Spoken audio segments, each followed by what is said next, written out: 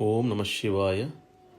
தெய்வத்தின் குரல் முதல் பகுதி, காமாட்சியின் பெருமை என்ற தலைப்பில் மகா பெரியவா அருளிய உரையின் தொடர்ச்சி. பிரகிருதியை மாயை என்றும் ஈஸ்வரனை மாயை என்றும் சொல்வார்கள். ஈஸ்வரனின் செல்வமான காமாட்சி பிரகிருதியோடு ஒன்றாக கரைந்து காஞ்சிபுரத்தின் மத்தியில் சந்திர பிஞ்சை சிரசில் சூட்டிக்கொண்டு வேதங்களின் பரம தாத்பரியமாக பிரகாசிக்கிறது என்கிறார் ஸ்ரீமுகர். ஐந்தவ கிச்சோர சேகரம். குழந்தையான பிறைமதியை சிரசில் உடையது என்று வெகு லலிதமான வாக்கியனால் சொல்கிறார். முற்றா வெண்திங்கள் என்று ஞானசம்மத குழந்தை சொன்னது போலவே அம்பாளை பிரகிருதி மாயை என்று சொன்னதோடு நிற்கவில்லை. புருஷன் அல்லது மாயையின் சக்தியும் இதே காமாட்சிதான். அவனோடு அபேதமாக அபிண்ணமாக இருக்கப்பட்ட வஸ்து இவள். இருவரும் ஒன்றே, அத்வைதமாக இருக்கிறார்கள். வேதங்களின் பரம தாத்பரியம் அத்வைதம்.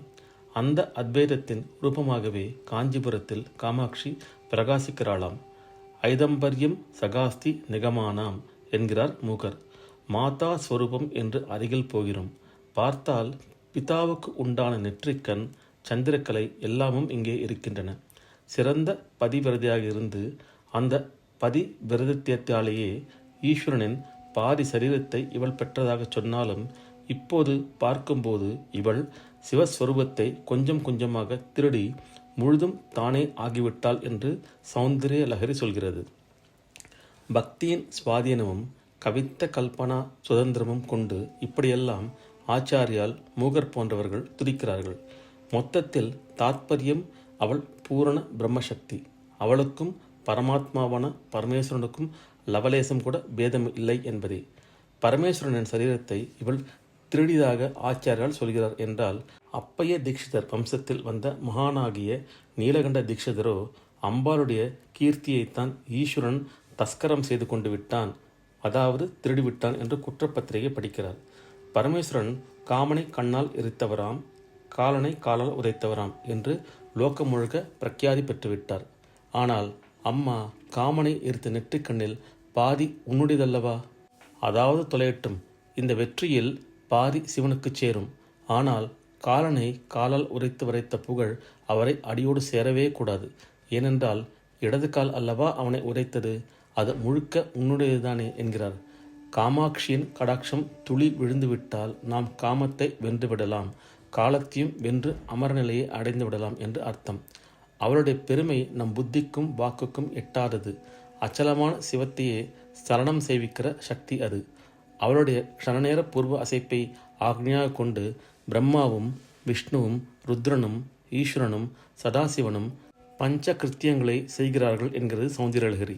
ஜெகத் சுதே தாதா. பிரம்ம விஷ்ணு ருத்ரர்கள்தான் சிருஷ்டி ஸ்திதி சம்ஹாரம் செய்பவர்கள் என்று உங்களுக்கு தெரியும். இந்த முத்தொழிலோடு மாயை என்கிற மறைப்பு மாயையை போக்குகிற ஞானம் என்ற அனுகிரகம் இவற்றை சேர்த்து கொண்டு பஞ்சகிருத்தியம் என்னும்போது மறைப்பான திரோதானத்தை செய்கிறவன் ஈஸ்வரன், அனுகிரகம் செய்பவன் சதாசிவன். இந்த தொழில்கள் எல்லாமே பராசக்தியின் ஏவலின்படி நடக்கின்றவைதான். இந்த 5 மூர்த்திகளை 5 ஆபீஸ்களாக வைத்து காரியம் நடத்தும் எஜமானி அம்பாள்தான். அவர்கள் தங்கள் இஷ்டப்படி தொழிலாற்ற முடியாது. அவர்களுடைய சக்தி எல்லாமும் பராசக்தியான இவரிடமிருந்து பெற்றதுதான். உன் பாதத்தில் அர்ச்சித்து விட்டால் போதும், அதுவே மும்மூர்த்திகளின் சிரசிலும் அர்ச்சனை செய்ததாகும். ஏனென்றால் திரிமூர்த்திகளின் சிரங்களும் எப்போதும் உன் பாதத்திலேயே வணங்கி கிடக்கின்றன என்கிறது சௌந்தரலஹரியில் இன்னொரு ஸ்லோகம்.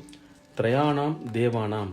மும்மூர்த்திகளும் அந்த சரணார விந்தங்களில் தங்கள் தலையை வைத்து தலை மீது கைகளை மொட்டுக்கள் மாதிரி குவித்து அஞ்சலி செய்கிறார்கள். நாம் புஷ்பம் போடுவது அம்பாளின் பாத மலர்கள் மீது மட்டுமல்லாமல் திரிமூர்த்திகளின் கரங்களான மொட்டுக்களுக்கும் அர்ச்சனை ஆகிறது. சகல தேவ சக்திகளையும் பிறப்பித்த பராசக்தி ஒருத்திக்கு செய்கிற ஆராதனையே எல்லா தெய்வங்களுக்கும் செய்ததாகிறது என்பது உட்பொருள். ஓம் நம சிவாய. இந்த அருள் உரையின் தொடர்ச்சியை அடுத்த பதிவில் பார்க்கலாம். ஓம் நம சிவாய. ஹர ஹர சங்கர ஜெய ஜெய சங்கர. காஞ்சி சங்கர காமகோட்டி சங்கர.